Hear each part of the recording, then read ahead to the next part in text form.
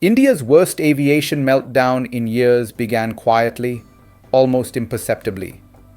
In the first week of December, passengers at airports from Delhi to Bengaluru started noticing unusually long queues, unexplained delays, and a constant stream of cancelled flights flashing across departure boards. Within hours, the scale of the crisis became clear. IndiGo, the country's largest airline with a massive 65% market share, had cancelled thousands of flights since December 2nd, stranding tens of thousands of travelers. Estimates across major Indian news outlets varied, with Hindustan Times reporting more than 4,000 cancellations, while others placed the number between 2,000 and 3,000. What began as scattered disruptions quickly spiraled into a full-blown national crisis, triggering panic among passengers, pressure from the government, and intense scrutiny of how one airline's mismanagement could paralyze an entire aviation network during the peak travel season. The immediate cause of the chaos lay in IndiGo's inability to comply with India's updated flight duty time limitations, FDTL, new regulations introduced to combat chronic pilot fatigue and improve safety. Although the government announced these rules more than a year ago and phased them in gradually, IndiGo was not prepared for the November 1st deadline of the second phase. As a result, beginning December 2nd, the airline simply did not have enough pilots who met the new mandatory rest requirements to legally operate flights. The consequences were dramatic. 1,600 flights cancelled on Friday alone, more than 700 the following day, and at least 650 more on Sunday.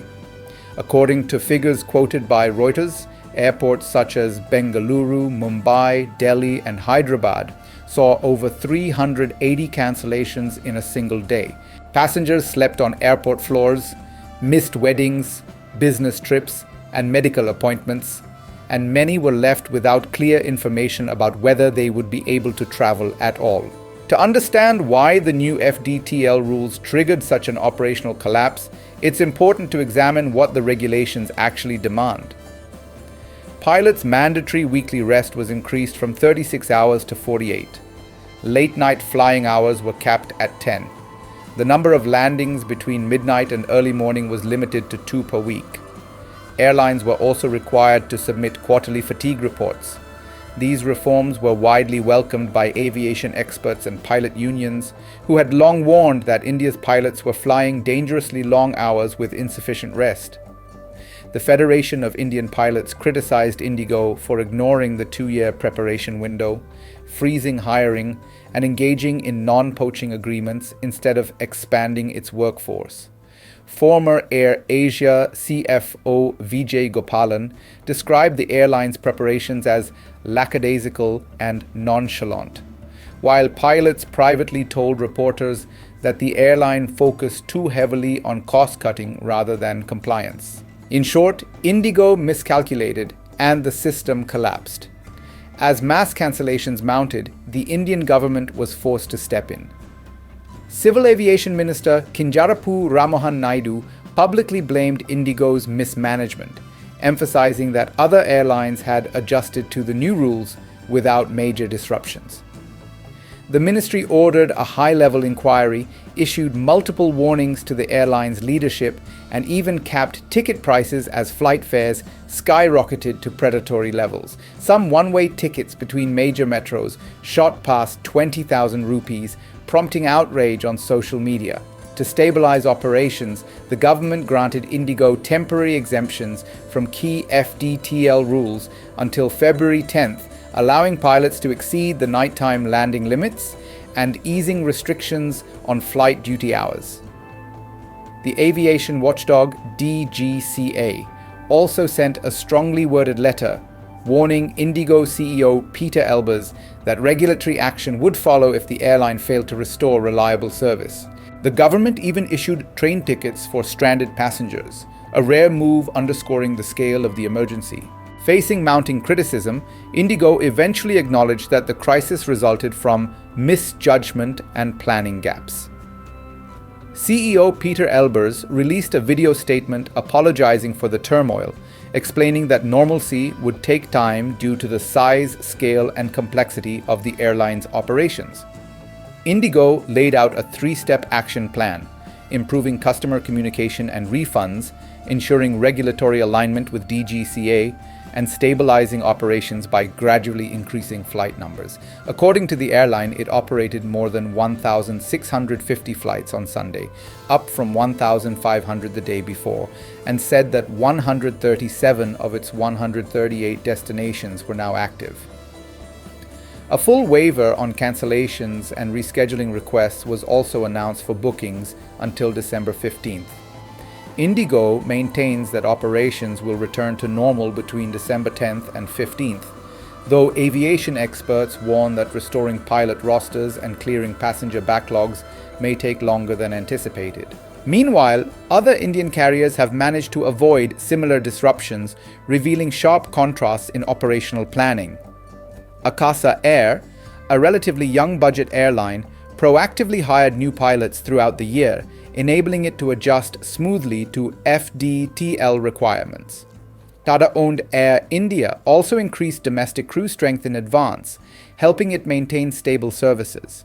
However, some of Air India and Air India Express's international routes were reduced for separate reasons.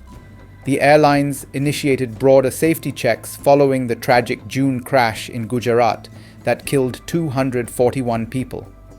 Still, the core message from the industry was clear: IndiGo's meltdown was preventable. Its overwhelming dominance in the market, combined with insufficient competition and an overburdened aviation ecosystem, created a perfect storm in which a single airline's failure cascaded across the entire system. The crisis has reignited debate over IndiGo's outsized influence in Indian aviation. With 65% market share, its operations are deeply intertwined with national travel infrastructure. Together, IndiGo and Air India control 92% of the market, raising fears of a de facto duopoly. Critics argue that India's aviation landscape lacks meaningful competition due to the shutdown of once major carriers like Jet Airways, Kingfisher, and Go First. Opposition leader Rahul Gandhi blamed the monopoly model, arguing that fewer players create systemic vulnerabilities. Industry experts agree that IndiGo's size has become a double-edged sword, efficient during normal times, but catastrophic when disruptions occur. Harsh Vardhan of Star Air Consulting warned that trouble in either IndiGo or Air India could cause mayhem across Indian aviation. High jet fuel taxes and rising operational costs further strain airlines, making India one of the world's toughest aviation markets despite soaring demand. As India waits for operations to return to normal, the broader implications of the IndiGo crisis are becoming clear. It has exposed structural weaknesses in the aviation ecosystem, from regulatory compliance and workforce planning to market concentration and consumer protection. The government's efforts under the UDAN scheme have expanded airport access, but connectivity alone cannot compensate for fragile airline economics. Passengers have borne the brunt of the chaos through inflated fares, cancelled trips, and days-long uncertainty. Whether this crisis becomes a turning point or just another temporary disruption depends on how decisively regulators and airlines respond. For now, IndiGo insists that stability is around the corner, but the events of early December have left an unmistakable mark. In a country where air travel is becoming essential, even the largest airline cannot afford complacency.